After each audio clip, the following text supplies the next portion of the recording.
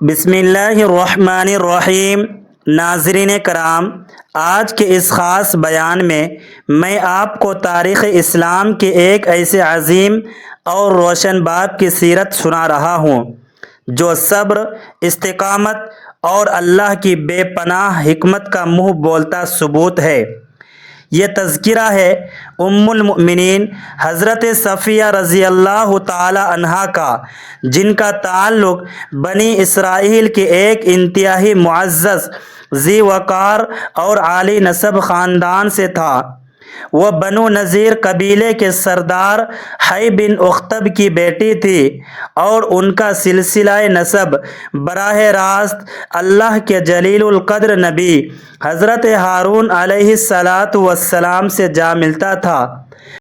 بچپن ہی سے ان کی تربیت ایک شہزادی کی طرح ہوئی تھی، مگر ان کی طبیعت میں فطری طور پر ایک خاص وقار، سنجیدگی اور گہری سوچ کا مادہ موجود تھا۔ جب وہ جوان ہوئی تو ان کی خوبصورتی اور ذہانت کے چرچے پورے عرب میں تھے اور ان کا نکاح ان کی قوم کے ایک نامور سردار سے کر دیا گیا، جہاں بظاہر وہ ایک پرسکون اور باعزت زندگی گزار رہی تھی، مگر تقدیر کے فیصلے کچھ اور ہی تھے اور ان کے لیے اللہ تبارک و تعالی نے ایک ایسا مقام منتخب کر رکھا تھا جس کا تصور بھی کسی انسان کے لیے محال ہے۔ ایک رات انہوں نے ایک انتہائی عجیب اور معنی خیز خواب دیکھا، جس میں انہوں نے محسوس کیا کہ جیسے آسمان کا چمکتا ہوا چاند ٹوٹ کر ان کی گود میں آ گرا ہے اور اس کی روشنی سے ان کا پورا وجود منور ہو گیا ہے۔ جب انہوں نے نہایت معصومیت کے ساتھ یہ خواب اپنے شوہر کو سنایا تو وہ خوش ہونے کے بجائے حسد اور غصے کی آگ میں جل اٹھا اور اس نے یہ طعنہ دیتے ہوئے کہ تم شاید مدینہ کے اس نبی محمد صلی اللہ علیہ وآلہ وسلم کے بارے میں سوچ رہی ہو اور ان کی ملکہ بننے کے خواب دیکھ رہی ہو۔ ان کے چہرے پر اس زور سے تھپڑ مارا کہ ان کی آنکھ کے پاس گہرا نشان پڑ گیا۔ یہ نشان محض ایک جسمانی زخم نہیں تھا، بلکہ ان کے ماضی کی ایک ایسی خاموشی گواہی تھی جو آنے والی حقیقتوں کی طرف اشارہ کر رہی تھی۔ وقت کا پہیہ تیزی سے گھوما اور وہ وقت آ گیا جب مسلمان اور خیبر کے یہودیوں کے درمیان وہ تاریخی معرکہ پیش آیا جسے ہم غزوہ خیبر کے نام سے جانتے ہیں۔ خیبر ایک مضبوط قلعہ تھا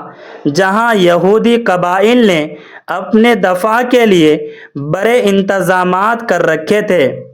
مگر اللہ تبارک و تعالی کی مدد سے مسلمانوں کو فتح نصیب ہوئی اور اسی جنگ کے دوران حضرت صفیہ رضی اللہ تعالی عنہا بطور قیدی سامنے لائی گئی۔ وہ اس وقت شدید کرب اور صدمے کی حالت میں تھی، کیونکہ ان کے والد، بھائی اور شوہر اس جنگ میں مارے جا چکے تھے اور وہ تنہا ایک نئی دنیا کے سامنے کھڑی تھی۔ جب تمام قیدیوں کو رسول اللہ صلی اللہ علیہ وآلہ وسلم کے سامنے پیش کیا گیا تو صحابہ کرام رضوان اللہ علیہم اجمعین نے عرض کیا کہ یا رسول اللہ، یہ ایک سردار کی بیٹی ہے اور اپنی قوم میں بڑی عزت رکھتی ہے، ان کا مقام و مرتبہ عام قیدیوں والا نہیں ہے۔ رحمت عالم صلی اللہ علیہ وآلہ وسلم نے جب ان کی طرف دیکھا تو آپ صلی اللہ علیہ وآلہ وسلم کی نظر ان کے چہرے کے اس نشان پر پڑی جو ان کے شوہر کے تھپڑ کی وجہ سے تھا۔ آپ صلی اللہ علیہ وآلہ وسلم نے نہایت شفقت اور نرمی سے اس کے بارے میں دریافت فرمایا تو حضرت صفیہ رضی اللہ تعالی عنہا نے اپنا پورا خواب اور اپنے شوہر کا وہ ظالمانہ رد عمل بیان کر دیا۔ رسول اللہ صلی اللہ علیہ وآلہ وسلم نے ان کی پوری بات نہایت توجہ اور دلجوئی کے ساتھ سنی اور پھر ان کے سامنے دو راستے رکھے۔ آپ صلی اللہ علیہ وآلہ وسلم نے فرمایا کہ اگر تم چاہو تو میں تمہیں آزاد کر دیتا ہوں اور تم اپنی قوم میں واپس جا سکتی ہو، اور اگر تم اللہ اور اس کے رسول کو اختیار کرنا چاہو تو میں تمہیں اپنی زوجیت میں لینے کے لیے تیار ہوں۔ یہ ایک ایسا فیصلہ تھا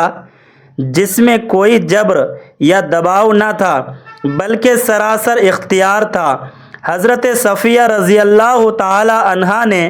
اپنی بصیرت اور خواب کی تعبیر کو پاتے ہوئے فوراً اسلام اور آپ صلی اللہ علیہ وآلہ وسلم کی رفاقت کا انتخاب کیا۔ آپ صلی اللہ علیہ وآلہ وسلم نے ان کے مرتبے کا لحاظ کرتے ہوئے انہیں آزاد کیا اور ان کی یہی آزادی ان کا مہر قرار پائی۔ سفر مدینہ کے دوران دنیا نے اخلاق نبوی کا وہ بے مثال منظر دیکھا کہ جب حضرت صفیہ رضی اللہ تعالی عنہا اونٹ پر سوار ہونے لگتی تو کائنات کے سب سے عظیم انسان یعنی رسول اللہ صلی اللہ علیہ وآلہ وسلم اپنا گھٹنا مبارک آگے کر دیتے تاکہ وہ اس پر قدم رکھ کر آسانی سے سوار ہو سکے۔ یہ وہ محبت اور عزت تھی جس نے ان کے دل کے تمام پرانے زخموں پر مرہم رکھ دیا۔ مدینہ پہنچنے پر جب وہ ازواجہ مطہرات کے درمیان آئے تو شروع میں کچھ فطری انسانی احساسات کی وجہ سے حضرت عائشہ صدیقہ رضی اللہ تعالی عنہا اور حضرت حفصہ رضی اللہ تعالی عنہا نے ان کے یہودی پس منظر پر کچھ جملے کہے جس سے حضرت صفیہ رضی اللہ تعالی عنہا کا دل بھر آیا اور وہ رونے لگی۔ جب یہ بات رسول اللہ صلی اللہ علیہ وآلہ وسلم تک پہنچی تو آپ صلی اللہ علیہ وآلہ وسلم نے نہایت خوبصورت انداز میں ان کو تسلی فرمائی اور انہیں ایک ایسا وزنی جواب سکھایا جس نے ہمیشہ کے لیے ان کا مقام واضح کر دیا۔ آپ صلی اللہ علیہ وآلہ وسلم نے فرمایا کہ اے صفیہ، تم نے انہیں یہ کیوں نہ کہا کہ تم مجھ سے بہتر کیسے ہو سکتی ہو جبکہ میرا باپ حضرت ہارون علیہ السلام ہے، میرا چچا حضرت موسیٰ علیہ السلام ہے اور میرا شوہر محمد مصطفیٰ صلی اللہ علیہ وآلہ وسلم ہے۔ ان الفاظ نے حضرت صفیہ رضی اللہ تعالی عنہا کے وقار کو چار چاند لگا دیے اور ان کے دل کو وہ سکون بخشا جو لفظوں میں بیان نہیں ہو سکتا۔ اس کے بعد انہوں نے اپنے بہترین اخلاق، خاموشی اور بے پناہ صبر سے تمام ازواجات کے دل جیت لیے اور ثابت کر دیا کہ وہ واقعی ام المؤمنین کہلانے کے قابل ہیں۔ وہ نہایت عبادت گزار تھی، راتوں کو اللہ تبارک و تعالیٰ کے حضور رو رو کر دعائیں مانگتی تھی اور ان کا دل ہر قسم کے کینے اور بغض سے پاک تھا۔ ایک مرتبہ جب کسی سفر کے دوران ان کا اونٹ سست ہو گیا اور وہ پیچھے رہ گئے تو آپ صلی اللہ علیہ وآلہ وسلم خود ان کے پاس تشریف لائے اور اپنے مبارک ہاتھوں سے ان کے آنسو پوچھے۔ یہ وہ شفقت تھی جو تاریخ کے کسی اور موڑ پر نظر نہیں آتی۔ حضرت صفیہ رضی اللہ تعالی عنہا کی پوری زندگی ہمیں یہ سبق دیتی ہے کہ حالات چاہے کتنے ہی ناموافق کیوں نہ ہو، اگر انسان اللہ تبارک و تعالیٰ کی رضا پر شاکر رہے اور اپنے اخلاق کو گرنے نہ دے تو اللہ تبارک و تعالیٰ اسے دنیا اور آخرت دونوں میں وہ عزت عطا کرتا ہے جس کا کوئی دوسرا مقابلہ نہیں کر سکتا۔ ان کی سیرت ایک ایسا روشن چراغ ہے جو ہر مشکل میں گھری ہوئی شخصیت کو راستہ دکھاتا ہے کہ دکھ کے بعد سکھ اور آزمائش کے بعد اللہ تبارک و تعالیٰ کی رحمت کا سایہ ضرور ملتا ہے۔ اللہ تبارک و تعالی ہمیں ام المؤمنین حضرت صفیہ رضی اللہ تعالی عنہا کے نقش قدم پر چلنے کی توفیق عطا فرمائے، ہمارے دلوں کو نرم بنائے اور ہمیں بھی ہر حال میں اللہ تبارک و تعالی کا شکر ادا کرنے والا صابر بندہ بنا دے، آمین۔ ناظرین کرام، اس ایمان افروز واقعے کی برکت حاصل کرنے کے لیے کمنٹ باکس میں اللہ تبارک و تعالیٰ کے 99 ناموں میں سے کوئی ایک نام ضرور ٹائپ کریں۔ ملتے ہیں کسی نیکسٹ ویڈیو میں۔ خدا آپ کا حامی و ناصر ہو۔ اللہ حافظ۔